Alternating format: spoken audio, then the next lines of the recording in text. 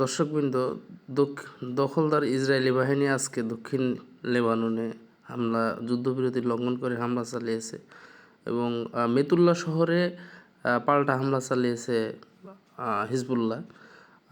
গতকাল রাত্রিতে যে ভিডিওটি দেখা যাচ্ছে, এটা পরিকল্পিতভাবে ইসরায়েলি বাহিনী বিমান হামলার মাধ্যমে একটি ভবনকে ধ্বংস করে দিছে।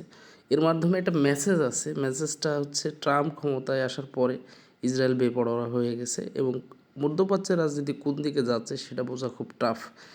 এই ভিডিওতে সম্পূর্ণরূপে দেখা যাচ্ছে ইয়েমেনে হামলার জন্য মার্কিন সেন্টকম তারা বিভিন্ন সরঞ্জামাদি প্রস্তুত করতেছে।